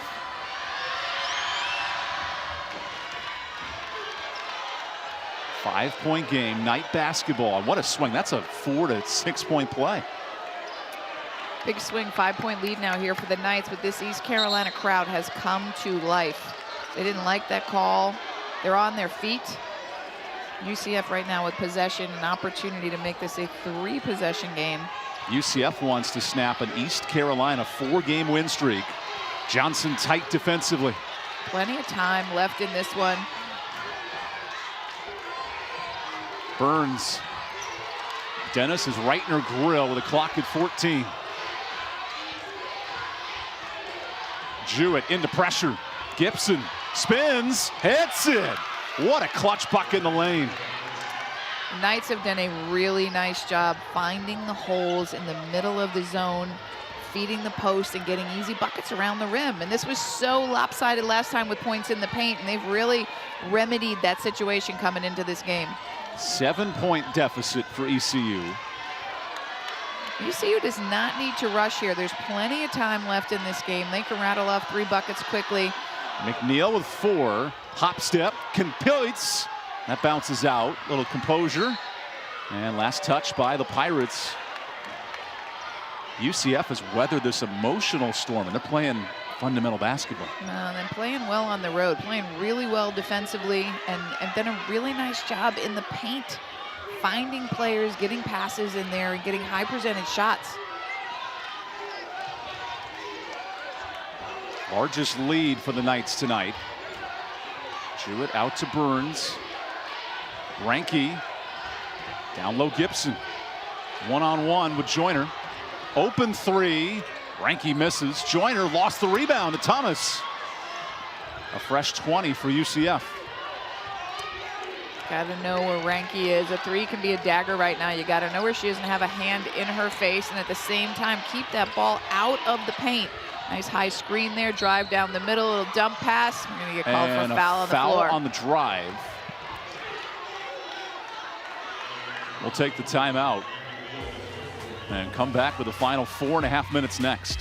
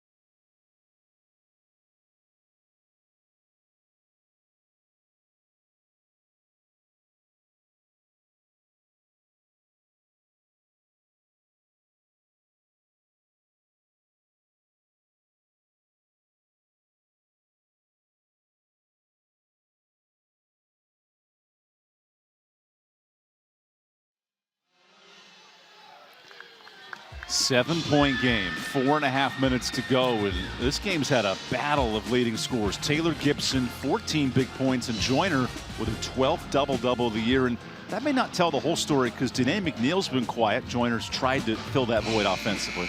And foul trouble is going to be a big piece of the puzzle down the stretch here. East Carolina with 3 players with 4 fouls. Danae McNeil being one of those, Joyner being another. So 2 of their key players have to be really careful defensively. Godbolt, the freshman point guard for UCF, has already fouled out. So foul trouble is going to make a difference down the stretch here. And who can win the free throw battle in the final 4.5 minutes? East Carolina has just struggled to score, and credit UCF's defense. They've got to find a way to get some buckets down the stretch. And is that pressing more? Is that trapping more? Is that crashing the offensive boards? What a save. Thomas comes up short. Second chance, no. Third chance, yes. Destiny Thomas is a problem in the paint. We talked about her in the open, getting her offensive rebound twice, cleaning it up and getting the big basket there to widen this gap. Largest lead at 9. Here's Joyner. Gets the foul call. Thomas with her 3rd. I knew the Joyner-Thomas battle was going to be a real one. This is on the floor, so what must ECU do to get a basket here late? And they've got a full shot clock here, so down to 20 now. So 20-second shot clock. Just execute, take care of it, get a good look at the basket, try to feed the post or get the ball in the hands of Danae McNeil, get out of her way and let her create. She's so good off the dribble. Here's McNeil. Good move in the lane, and there you go, 7-point game.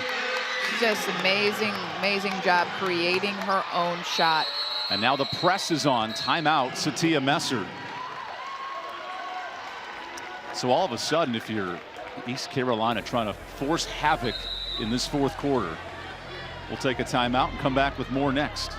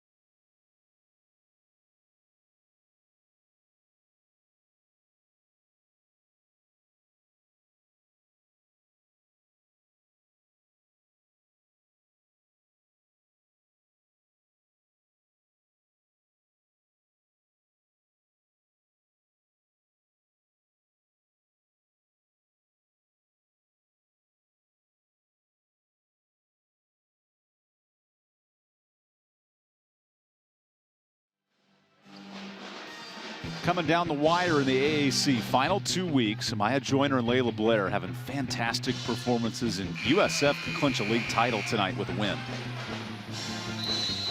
East Carolina sitting in second place in these last 3 minutes and 40 seconds. And they want to force a turnover, down 7. UCF's been really good with the basketball, breaking the press in the second half. It's a big focal point for Coach Messer coming in, take care of the ball. There's the trap. Ooh, Johnson nearly had one. Now Gibson dribbles in, a steal, and that'll stay here with 10. ECU is so close on multiple plays of taking the ball away.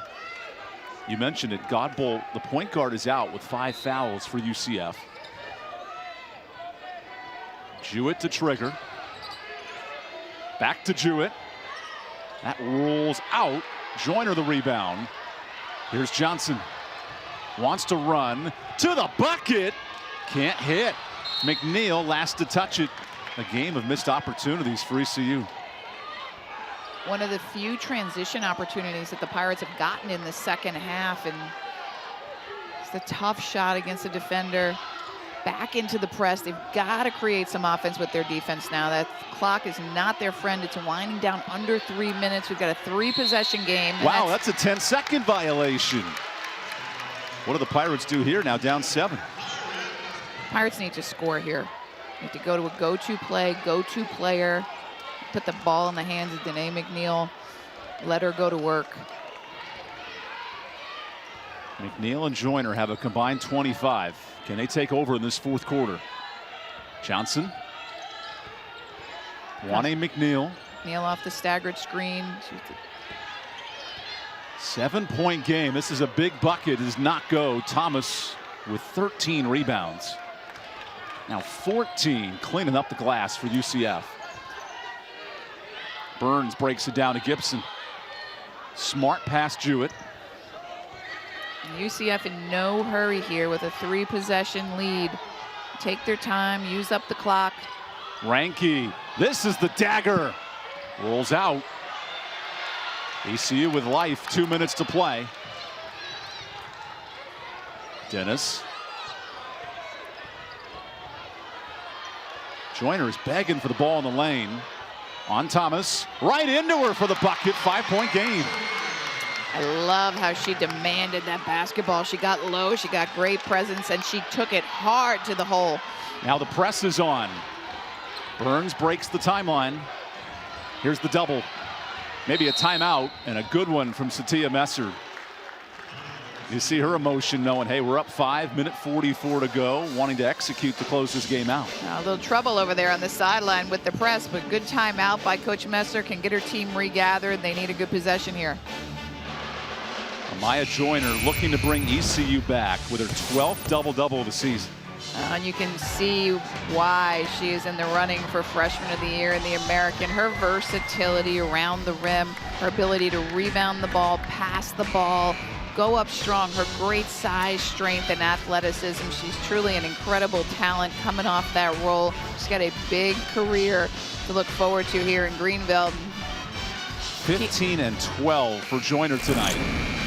She makes it look so easy, and her team really needs her now coming down the stretch on both sides of the ball. How about this for East Carolina? Herb, Joyner, and McNeil all playing with 4 fouls. So you have to be smart here. You want to take it away, but not give yourself out of the game, too.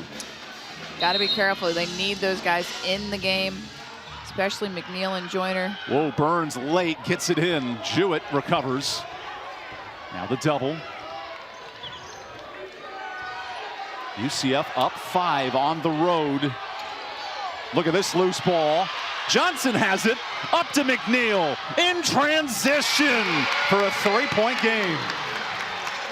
And you said it, Evan, without their starting point guard, Godblatt, they've got a little bit more of a struggle at the point, so go after the point guard and force the turnover. McNeil able to convert. Now we have a 1-possession game. Minute 10 on the clock. Here's the trap again. Team. Ranky down low, tipped. It stays here.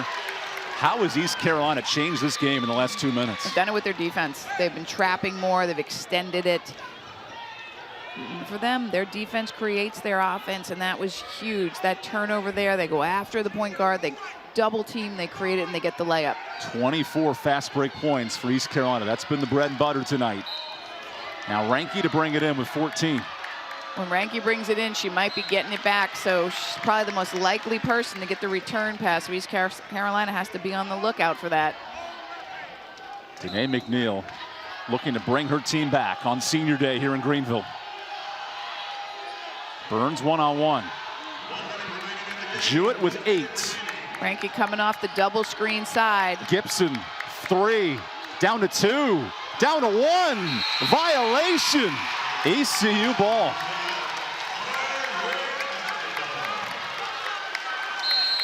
So important when it's the end of the game that you know time and score and shot clock, and right there a little mental miscue by UCF, which gives the Pirates a chance to come back and tie this game with 52 seconds to play. Kid McNeil said all year we need to force turnovers. That's the 21st turnover they force. Now they shoot to possibly tie the game. They do, and the turnovers have been key for them tonight, forcing them because they have had such a hard time scoring in a half court.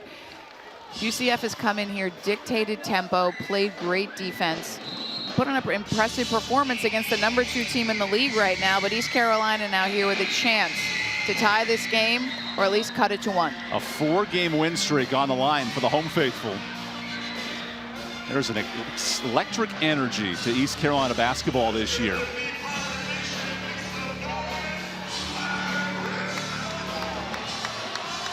Morgan Mosley to inbound, down 3. Joyner, back cut. Johnson hits it. 1-point game. They tried to run that play earlier in the game. I like that it was quick. It gives them plenty of time left to get the ball back. Tip, steal. McNeil fouled. Free throws to tie it. How about the pressure of this defense for ECU? I mean, the wheels are starting to fall off a little bit for UCF, and the East Carolina defensive pressure has made all the difference. That was a beautiful play call out of the timeout by Coach McNeil on the overplay. See the overplay and the back cut, but then the steal and the pass ahead to McNeil, and she will go to the free throw line. Tie game. 84% free throw shooter with the chance to go up 1, but then East Carolina's got to seal it with their defense. This is a 9-0 run in the last 3 minutes.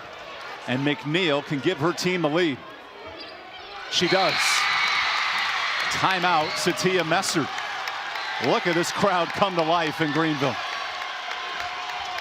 We'll see what Coach Messer is able to draw up for her team. She'll get the ball in front of her benches and advances and see who her go-to is. Is she going to go to the 3 to Ranky, or is she going to go inside to Destiny Thomas? Both have had great games tonight. 4 players in double digits. For both teams. This game has had balanced scoring, but the 9-0 run, and now 10-0. What a game changer for ECU. You knew they had it in them. They hadn't done it all night. They've been making these runs all year, and they just waited till the 11th hour. But this game is far from over. 41 seconds to play, which means East Carolina will get the ball back. We'll see what UCF is able to diagram and come out. 4 turnovers for Central Florida in this 3-minute run, and that has given ECU all the life they need the other way. And it's a shame because they did such a really nice job taking care of the ball in the second half. They struggled a little in the first half, but got it together in the second half. But you're right, a 10-0 run over the last 3 minutes for East Carolina. Just when you thought they were almost out of it.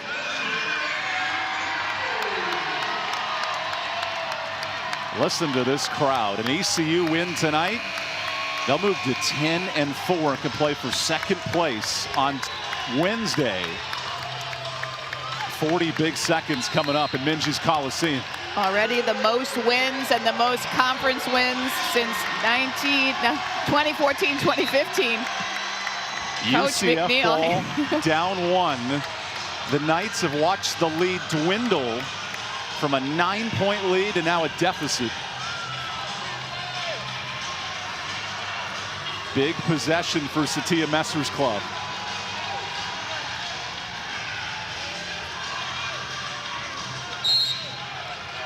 Ranky to throw it in. Here's Jewett, double team. The pressure is on. Burns goes away from the screen. Trapped. Timeout. 30-second timeout. ECU has made it impossible for Central Florida to operate the basketball. I like the traps. I like the double teams. You get to see a lot more of it in the second half. But what I really like right now is this crowd. This crowd is on their feet. We said more and more people are coming because Amaya Joyner is a local player and a really good player, but they have made a big difference down the stretch here for the home team. A 10-0 run in the last 3 minutes. And Kim McNeil said this is a 4-year journey. 3 years ago when these seniors were freshmen, we were not very good. Here they sit now in a late fourth quarter run, exemplifying this 4-year journey. Yep, it is. It's a battle to stay at the top for her team right now, and they have brick by brick built this program to be at the point where they are right now, to see the wins, to see the happiness, but they want to finish this one off. This is a big one for them in conference standings. They need this win as they go into battle with Houston next Saturday. McNeil has come alive in this fourth quarter. Gibson, a big threat, leading scorer for Central Florida. And in the 1-point game, Gibson has it, lost it. A foul. ECU's defense taking over, Debbie. They really have. I mean, that was a really nice job. UCF tried to find the seam against the zone, almost got it there, but the defense for East Carolina collapsed. And you can see when East Carolina's defense is energized, the difference in the game. And where has it been all night? Like they just have to play with this type of energy when they're at the top of the league, just like they do when they're at the bottom of the league. And they've got to bring it, and they're bringing it in these last 3 minutes. A 10-0 run. It was down for the final count. UCF was rolling, and then 5 turnovers forced. Johnson gets rolling in transition. This game has changed quickly. It has. And so East Carolina with an opportunity now to inbound in front of their bench. Do you foul here for Central Florida, or who do you foul? 20 seconds to go, and you may let that ball come in, try to trap it, try to get the steal, but the clock's not working in their favor right now. Look at these runs for East Carolina when trailing early in games. Think back to Temple on Wednesday. They overcome a deficit, and now the biggest run of the year in the final 3 minutes. Well, and East Carolina still has a foul to give, so if they're able to make those free throws, they might be able to foul in the backcourt and eat into this clock. We'll see what they do. This is a bonus foul, so Dennis with 2 free throws. East Carolina tonight, 15 of 23. That's 65%. 2-point lead. UCF, no timeouts remaining. This to make it a 3-point game.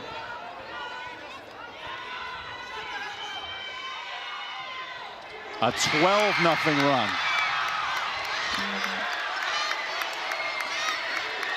Burns breaks the press. No timeout, Central Florida. Burns to the bucket. Missed it. Rebound. Gibson. No. Tip drill, Pirates. And McNeil is fouled with 9 seconds left.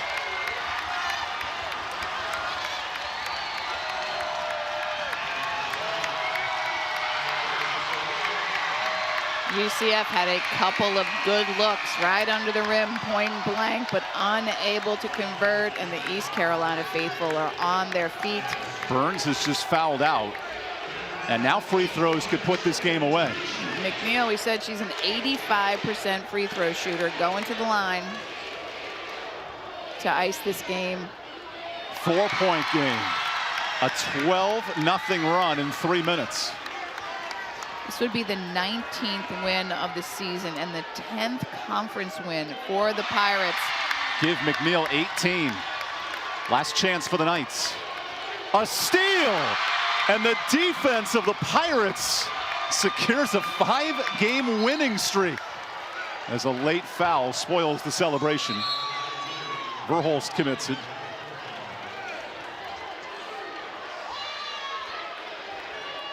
So McNeil heads back to the free throw line. Listen to this crowd. What a great come from behind victory for the Pirates.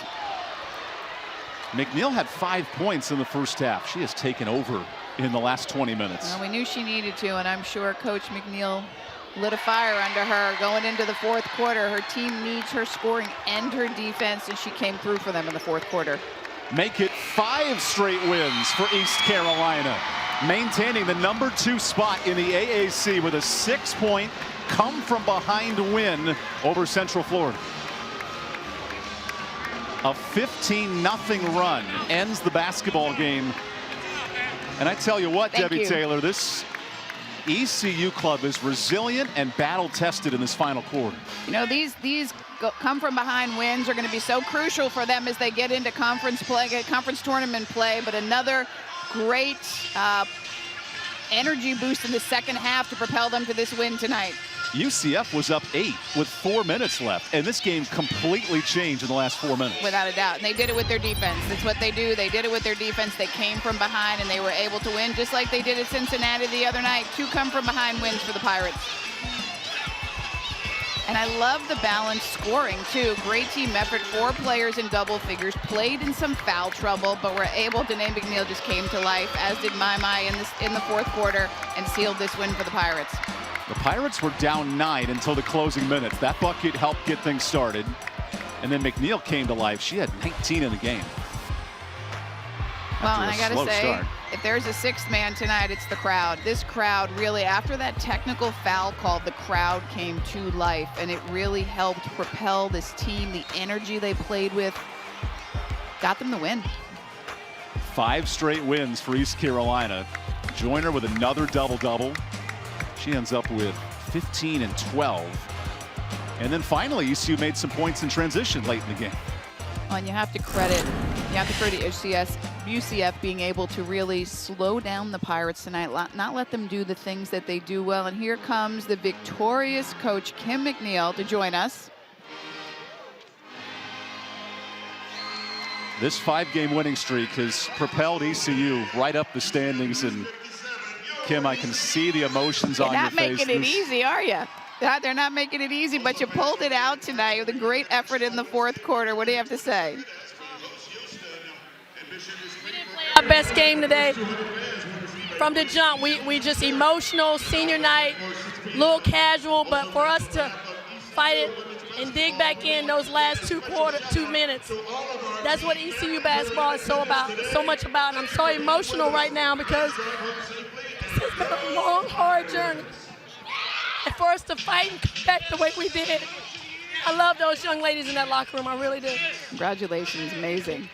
Kim, we see that technical foul and how this crowd got involved, your players got involved. What changed in the last 4 minutes? You know, it's just everything. Like the crowd, you know, I remember my first year here being able to count the amount of people in the stands. It's like everybody's getting behind us right now. And that energy that Pirate Nation brings, when they're loud, they can be the best 6 man in the country. And I just thank everybody for sticking with us, for going through this ride with us, and we got so much more basketball to go. You've mentioned reflecting on these big moments. How will you reflect on today's comeback win? Probably one of the most memorable one we'll ever have. The fact that we didn't play well all the way down the stretch, and we turned it on and won the game on who we are, which is defense. Our press, which we don't even work on, you know, to be able to turn them over for Maya Joyner to come down and make that backdoor pass to Sania, and for her to finish, and she's been struggling all game long to finish layups. You know, it just shows like the fight that we have. What about UCF tonight? I mean, they came in here, you know, they've really had to put pieces together this year, but what did they do defensively? Because you guys struggled a lot in the half-court offense. We did. We struggled defensively because we struggled offensively. Yeah. You know, we couldn't get things going offensively, and give it, you know, Satia credit. She came in, she had a great game plan. You know, she really exposed us in the high post. We tried to make adjustments at the half, but at the end of the day, we got stops on the press. Without a doubt. Well, congratulations. What a great win for the program. Congratulations on everything you've done to build this program, and good luck the rest of the way. Big game on Saturday night against Houston. Yes, big game on Wednesday against Houston. Great team, 2 defensive-minded teams in a different way. It's going to be a great game. Both teams are going to play hard and leave it on the line. Awesome. Thank you. Thanks so much, Coach. Enjoy this one. What a crazy 15-0 run to end this basketball game. The Pirates were left for dead for most of that fourth quarter, but boy, did they come to life late. For Debbie Taylor, I'm Evan Budrovich. 5 straight wins for East Carolina, and now a battle on Wednesday for second place in the AAC. This is a presentation of ESPN. I'm Evan Budrovich saying good night from Greenville as the Pirates win by 6.